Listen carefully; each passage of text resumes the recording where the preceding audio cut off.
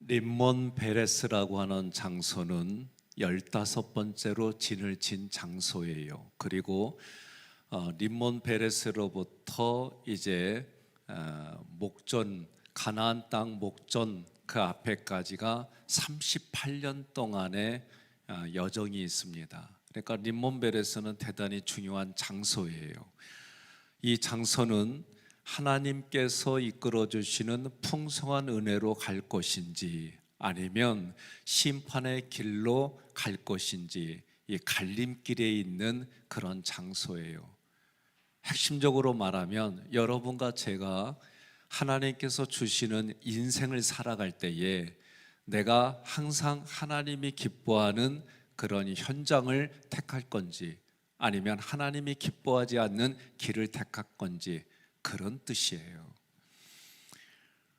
림마에서 림몬 베레스 앞전이 림마죠. 14번째 진을 친데 그곳은 하나님께 불순종해서 40년의 강해 생활을 하겠다라는 징계를 받은 장소예요. 그들은 가나안 땅을 눈으로만 바라볼 수밖에 없었습니다.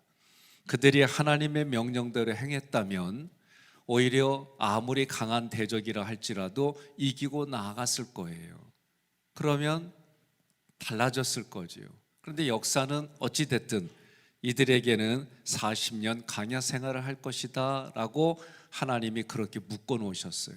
하나님께 묶인 자 여호수아 갈렙만 가나안 땅에 들어가게 됩니다.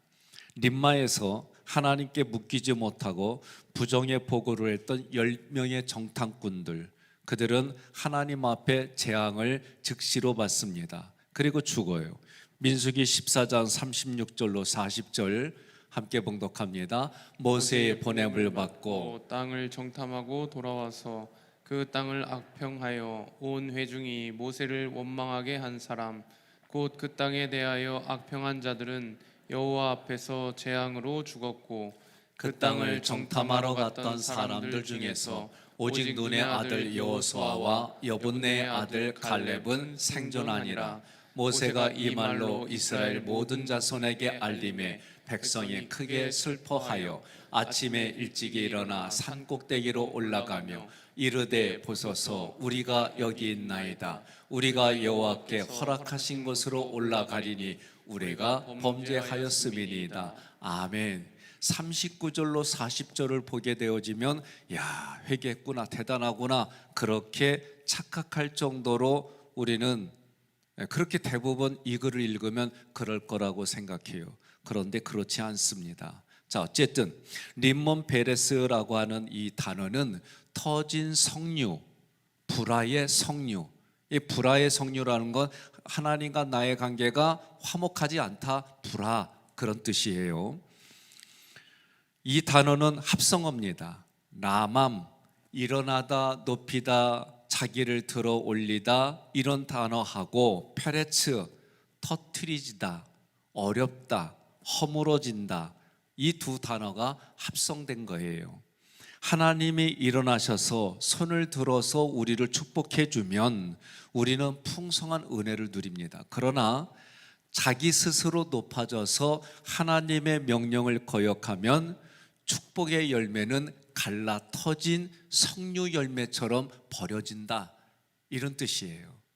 그러니 이 림몬 베레츠라고 하는 것은 터진 석류다라는 이 단어에는 두 가지의 갈림길이 있다라고 여러분들이 생각하시면 되는 거예요. 우리가 신명기 11장 26절과 30장 19절로 20절 함께 봉독합니다. 내가 오늘 복과 저주를 너희 앞에 두나니 내가 오늘 하늘과 땅을 불러 너희에게 증거를 삼노라. 내가 생명과 사망과 복과 저주를 내 앞에 두었은즉 너와 내 자손이 살기 위하여 생명을 택하고 내 하나님 여호와를 사랑하고 그의 말씀을 청종하며 또 그를 의지하라. 그는 내 생명이시요 내 장수이시니 여호와께서 내 조상 아브라함과 이삭과 야곱에게 주리라고 맹세하신 땅에 내가 거주하리라. 아멘. 자, 생사하복을 내 앞에 놓는다고 그랬어요. 그러면 어떻게 하라? 살기 위하여 생을 택하고 복을 택하라고 그랬어요. 그러면 살기 위하여 생명을 택하는데 이게 무슨 뜻이냐라고 할 때는 20절 다시 읽습니다. 20절 내 하나님 여호와를 사랑하고 그의 말씀을 청종하며 그를 의지하라. 그는 내 생명이요 내 장수이시니 여호와께서 내 조상 아브라함과 이삭과 야곱에게 주리라고 맹세하신 땅에 내가 거주하리라. 아멘. 약속한 땅에 거주하는 방법은 하나님의 말씀을 청종하는 거예요. 하나님을 사랑하는 거예요. 이게 지금 구약으로부터 신약에 이르고 오늘에 이르기까지 똑같은 말이에요. 그러면 살기 위해서라고 하는 것이 이런 거다라고 가르쳐 주셨어요. 예수님도 하나님 아버지의 말씀대로 살았다는 얘기는 뭐예요? 그게 생명의 길을 택하고 그게 복의 길이다라고 가르쳐 준 거예요. 요한복음 12장 50절 함께 봉독합니다. 나는 그의 명령이 영생인 줄 아노라. 그러므로 내가 이르는 것은 내 아버지께서 내게 말씀하신 그대로니라 하시니라. 아멘. 예수님도 하나님이 하신 말씀이 영원한 생명의 말씀인 줄 알고 어떻게 했다? 죽기까지 순종했다 말이에요. 예수님의 죽으심으로 우리가 사는 거예요. 오늘 우리도 마찬가지예요. 어제 우리가 사모님의 박사모님의 영상을 봤죠. 거기에 보니까 말씀대로 순종하려면 자기는 개하고 사는 게 싫은 거예요. 아마 제가 볼 때는 알레르기 반응이 있든지 어렸을 때 개한테 물려서 트라우마가 있든지 그건 몰라요. 그런데 자기가 뭐냐면 본성이라고 그랬어요. 자기는 본성적으로 개하고 함께 사는 게 싫다는 겨. 근데 뭐라고 그래요? 하나님의 말씀에 순종해서 아무 조건 없이 딸에게 개하고 살아도 좋아. 그랬더니 그 딸이 울면서 속에 응어리지 모든 게 되면서 딸을 얻었다 그러잖아요. 오늘 우리가 이 땅을 살아갈 때에 어제 제가 설교 중에 2부하고 3부만 그랬나? 강남에 50평 가장 비싼 땅 주세요. 어떻게 보면은 그게 우리가 각자 해석이 다릅니다. 그런데 어떤 경우에는 누군가에게는 그렇게 주는 경우가 있다 이거죠. 그런데 그런 현상을 일반적으로 생각하지 마세요. 성경이 말하는 일반적인 건 하나님이 우리에게 믿음을 주셨어요. 성경의 말씀대로. 믿습니까? 믿음을 주시면 그 믿음은 하나님이 믿게 해주신 믿음을 믿는 거지 내가 생각한 믿음을 믿으면서는 안 되는 거예요.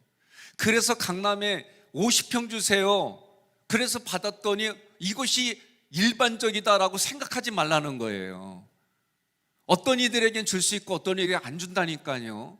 어떤 이들에게는 치료를 해주지만 어떤 이들에게는 치료 안 해주세요.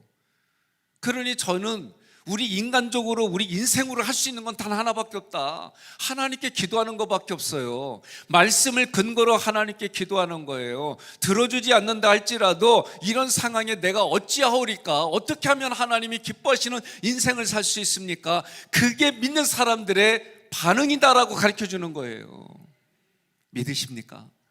구약으로부터 신약에 이르고 오늘에 이르기까지 하나님은 지금도 내 앞에 생사하 복을 놓겠다는 거예요. 그럴 때마다 너는 생명을 택하라는 거예요. 살기 위해서 생명을 택하라. 생명은 뭐냐? 하나님의 말씀이 생명입니다.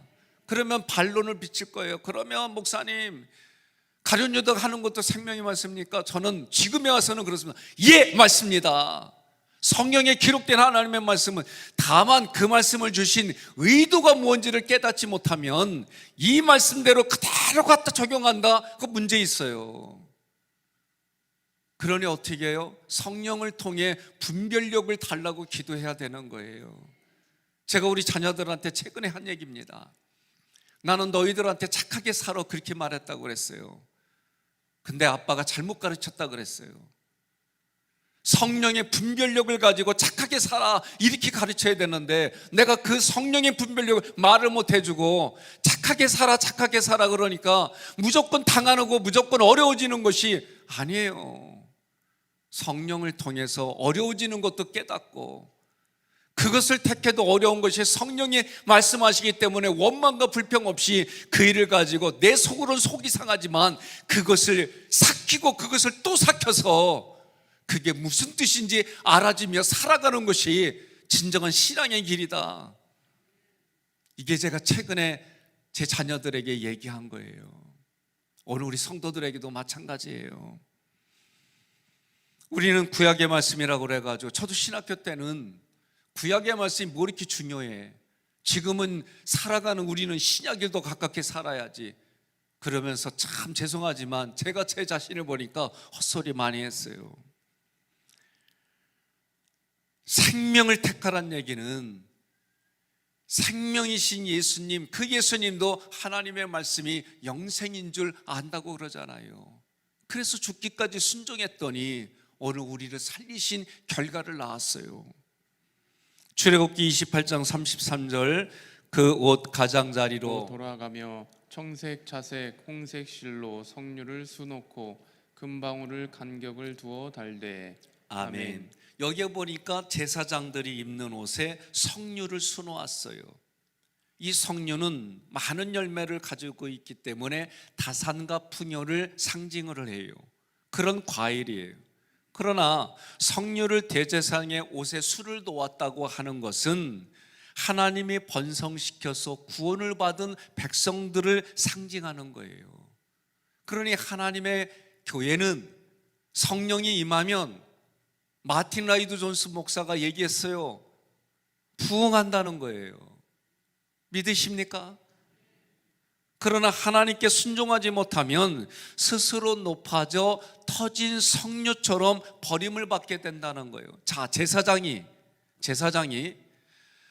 지성소에 들어갈 때 어떤 예식을 치릅니까?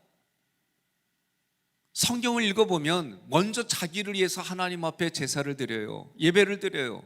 오늘 우리 목사들도 마찬가지예요. 내가 오늘 설교가 있다 그러면 그 전에 반드시 이 예배를 위해서 하나님과의 교제에 갖는 시간을 가져요. 부목사님들에게 물어봐요. 목사님들 제사 지낼 때, 예배 드릴 때, 여러분들 신방 갈 때 그 가정을 해서 기도하지 않는 게 아니에요. 하나님 앞에 이 예배를 위해서 기도하는 거예요. 여러분들도 마찬가지예요. 예배 들어오기 전에는 아무렇게나 살다가 이런 의미가 아니에요. 정말 이 예배를 위해서 내가 소중히 여기고 이 예배를 해서 자기 자신을 갖추고, 그것이 성경이 우리에게 가르쳐주는 그런 마음을 가지고 오는데 어떻게 예배 그 시간에 헛들어 보내겠습니까? 제사장이 지성소에 들어가려면 자기 자신을 먼저 정결하게 하는 거예요. 그런데도 하나님 앞에 죄를 지으면 어떻게 해요? 지성소에서 죽었어요. 그럼 일반 백성 들어가지도 못했어요. 어떻게 해요? 발목이나 허리에다가 줄을 묶어 놓은 거예요. 그래서 방울을 달았는데 방울 소리가 나지 않는다, 죽었구나, 함부로 못 들어가고 밧줄을 잡아당긴 거예요. 이 정도로 여러분, 예배에 대해서 여러분들이 정말 소중히 여긴다고 한다면, 그러니 그런 의식을 가진, 그런 믿음을 가진 이스라엘 백성들이 아무리 험악한 세월이 와도 하나님 앞에 때를 따라 그렇게 예배드렸다, 이 구절이 그냥 생기는 게 아니에요. 옆에 분에게 인사합시다. 그런 사람이 당신이었군요. 속으로 찔려도 이때는 얘기해야 돼요. 왜? 내가 그렇게 말한 대로 하나님이 들으시고 행해 주신다고 그러잖아요. 그러면 내가 그때마다 다른 데서는 얘기를 못 하는데 교회에서 그렇게 예배 중에 훈련이라도 말이라도 하면 하나님이 그렇게 들으시고 여러분들을 그렇게 때를 따라 도와주실 거 아닙니까? 그런 믿음을 가지고 우리는 선포하고 이야기하는 겁니다. 하나님께 순종하지 못하면 터진 성녀처럼 버림을 받는 거예요. 그러나 그 순간순간마다 나의 생각과 감정을 내려놓고 하나님의 말씀에 순종했더니, 여러분 뒤돌아보세요. 그런 고백 많이 하잖아요. 손해보는 길인 줄 알았더니 하나님 바라보고 예수님 바라보고 성령의 음성에 순종했더니 대박 그러잖아요. 차박이 아니라 대박이요. 가나안 땅에는 석류가 많아요. 이처럼 이 땅에 살아가는 우리도 천국의 안식과 풍요를 누리는 삶을 살아야 하는 줄 믿습니다. 구원받은 백성들은 육신이 죽어서 가는 천국도 중요하지만 지금 이 세상에서 예수 그리스도와 함께 가는 천국을 산다라는 의식을 가지고 살아가는 게 더 중요합니다. 김현조 목사님, 의사이면서 김현조 목사님 오셔서 뭐라고 그래요? 우리 몸을 우주선으로 얘기를 하고 내 자아를 우주인으로 얘기를 해서 하나님이 약속한 목적의 땅까지 가려면 우주선이 있어야 가지 않습니까? 나는 그런 강의는 처음 들었어요. 설교 중에 그런 예화는 처음 들었어요. 그러니 하나님 앞에 가기까지 우리 우주선 얼마나 중요하냐 말이요. 갈고 닦고 조여서 정말 그 육체 안에 깃들은 내 자아가 하나님 바라보며 하나님의 그런 모든 것들이 이웃을 향해 흘러가고 믿음 안에 영광 돌리고 열매 맺어가며 내가 지금 살아가는 삶의 자리가 천국입니다. 희노애락에 어떤 상황에 있든지 변함없이 내 자리가 하나님이 주신 천국의 자리입니다. 천국은 내가 지금 여기서부터 출발합니다. 날마다 그런 인생을 살아가는 그 모습이 옆 사람이 볼 때도 얼마나 멋있어 보이고 아름답고 존경스럽고 그런 모습이겠습니까? 지금 이 세상이 하나님이 나에게 주신 천국입니다. 온전하진 않지만 죽어서 가는 그 나라의 그림자처럼 살아갈지라도 지옥보다는 좋은 이 세상에서 아픔이 없고 슬픔이 없고 고통이 없는 그 나라에 가기 전까지 천국의 삶을 연습하며 살아갑니다. 예수 그리스도의 구원의 감격과 기쁨이 있다라고 한다면 그건 무엇을 반증하느냐? 내 안에 풍요와 안식을 누리는 그 세계가 천국이다라고 가르쳐 주는 거예요. 신앙생활을 해도 하나님을 대적합니다. 천국을 거부합니다. 자신의 뜻대로 합니다. 내 뜻대로 되어지지 않으면 욕구불만으로 원망과 불평을 소리칩니다. 성리의 번성을 누리지 못합니다. 림몬 베레스 이 장소는 우리에게 주시는 교훈이에요. 선택을 받은 백성들은 하나님 말씀에 순종하라는 거예요. 주님의 말씀대로 살라는 거예요. 그러면 하나님이 책임져 주신다는 거예요. 믿으면 아멘 하시기를 바랍니다. 그렇게 살아가기를 바랍니다. 민수기 14장 39절 40절 함께 봉독합니다. 모세가 이 말로 이스라엘 모든 자손에게 알림해 백성이 크게 슬퍼하여 아침에 일찍이 일어나 산 꼭대기로 올라가며 이르되 보소서 우리가 여기 있나이다. 우리가 여호와께서 허락하신 곳으로 올라가리니 우리가 범죄하였음이니이다. 아멘. 39절에 모세가 이스라엘 백성들에게 40년을 더 살 거야 라고 선고했어요. 그러니 다들 슬퍼해요. 그리고 그 다음날 가나안에 들어가겠다고 나선 거예요. 40절에 아침 일찍 일어나서 산꼭대기에 올라가서 하는 말이 뭐라고 그래요? 우리가 여기 있습니다, 하나님. 그러니 하나님이 허락하신 곳으로 우리가 올라가겠습니다. 우리가 범죄했습니다. 누가 보더라도 회개한 거예요. 누가 보더라도 신앙의 진일보를 보여주는 것처럼 보여요. 지금 림몬베레스에서 그들이 산꼭대기로 올라가서 예배드리는 모습처럼 보여요. 잘 들으셔야 됩니다. 림몬베레스가 왜 두 갈래로 갈라지는 것인지 확인해야 돼요. 허락하신 땅에 올라갑니다. 이렇게 이들이 얘기했어요. 하나님의 명령에 순종한 대로 우리가 다시 가겠습니다. 지금 그러는 거예요. 그리고 뭐라고 그래요? 우리가 잘못했습니다. 범죄했습니다. 그렇게 얘기를 하는 거예요. 이게 뭐가 잘못됐을까? 이게 뭐가 잘못됐을까? 예? 지금 문맥으로 보면 하나님은 뭐라고 그랬어요? 40년 강야 생활을 한다 선포했어요. 그럼 하나님 말씀에 순종하는 거요, 거역하는 거요? 자, 지금 하나님은 가나안으로 가다가 뒤로 돌아 이렇게 했어요. 그랬더니 지금 이스라엘 백성들은 뒤로 돌아가는 게 아니라 앞으로 가면서 잘못했습니다. 우리가 범죄했습니다. 하나님이 약속하신 대로 가겠습니다. 순종하는 거, 불순종하는 거예요? 불순종하는 거예요? 그렇죠. 불순종하는 거예요. 지금 이렇게 되면 거기에 잘못했습니다 하고 주님의 말씀대로 하겠습니다 이러면은 그리고 모세가 또 중복이다 그러면은 이건 제 추측이요. 그러면 하나님이 에이구, 그 불쌍한 마음이 들어서 또 마음을 바꾸실지 알아? 지금 이런 뜻이에요. 오늘 우리가 잘못했다고 누군가에게 사과할 때도 자기 스타일로 잘못했다고 얘기를 해. 제가 사람들도 이렇게 하는 거 보면은 내가 잘못했어, 어떤 일도 내가 달게 받겠어. 그리고 달게 받으면 용서해 주려고 하는 사람이 마음이 모질지 않으면은 끝나요. 어느 정도 적당히 하다가. 그런데 자기 스타일대로 용서해 달라고 그러고 자기 스타일대로 안 해주면은 쳐다보지도 않아. 이게 대부분의 사람들의 모습이에요. 이게 이스라엘 백성의 지금 모습입니다. 기억하십시오. 그리고 성경의 말씀에 자기 필요한 대로 오늘 림몬 베레스에서 이스라엘 백성들이 그렇게 말하는 거예요. 중요한 것은요, 하나님이 지금 허락하지 않았어요. 그러면 그 자리에서 회개해야 되는 거예요. 회개하고 하나님의 용서가 베풀어진 다음에 그 말씀대로 순종하면, 성경의 말씀 보세요.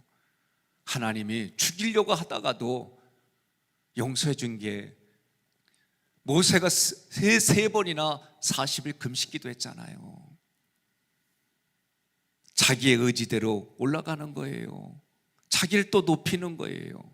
율법의 잣대를 하나님의 의도와는 상관없이 자기 필요한 대로 갖다가 하는 거예요. 결국 철저하게 하나님께 파괴되어 멸망당합니다.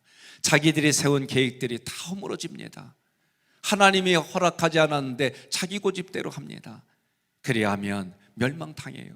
지금 이들이 올라가서 앞으로 간다는 얘기는 가나안 땅의 그 거대한 족속들과 싸우러 간다, 그 얘기예요. 하나님이 함께하지 않아요. 하나님이 떠났어요. 그런데 어떻게 승리해요? 노예로만 살다가 군대의 훈련을 받지 않았는데 100번 싸우면 100번 지는 게 당연한 거지요. 민수기 14장 41절 함께 봉독합니다. 모세가 이르되 너희가 어찌하여 이제 여호와의 명령을 범하느냐, 이 일이 형통하지 못하리라. 아멘. 지금을 살아가는 우리들도 마찬가지예요. 지금도 하나님이 생사화 복을 놓았어요. 생을 택하기 위하여 복을 택하고, 살기 위하여 생명을 택하십시오. 그리고 그때마다 물어보십시오. 하나님 어찌하오리까? 어떻게 하는 것이 내가 하나님께 영광 돌리는 길입니까? 매일 매순간 항상 이것이 여러분과 제가 형통하는 길이에요. 이것이 사는 길입니다. 42절 함께 봉독합니다. 여호와께서 너희 중에 계시지 아니하니 올라가지 말라. 너희의 대적 앞에서 패할까 하노라. 아멘. 하나님이 함께 하지 않고 자신의 힘으로 한다면 반드시 대적들에게 패합니다. 제가 부평에서 부교육자로 있을 때에 하나님이 나에게 주신 말씀이었어요. 너는 왜 나한테 먼저 묻지 않냐? 신방 가기 전에 왜 묻지 않느냐는 거예요. 내 머리로 이성적으로 성경 찾아가서 준비하고 상황 찾아가지고 그때 그렇게 했었어요. 두 번째로, 이제는 가기 전에 기도할 때마다 주신 감동 가지고 갈 때마다 갔다 와서는 하나님이 하신 말씀이에요. 너는 왜 갔다 와서는 나에게 보고하지 않냐? 나의 대교구 목사에게는 신방 보고서 쓰면서 왜 하나님께는 보고하지 않느냐는 거예요. 기억하십시오. 이건 목사에게만 해당되는 게 아니에요. 여러분, 아침에 출근할 때에 노래도 있어요. 우리 동네는 아침에 일어나면 뽀뽀뽀. 예?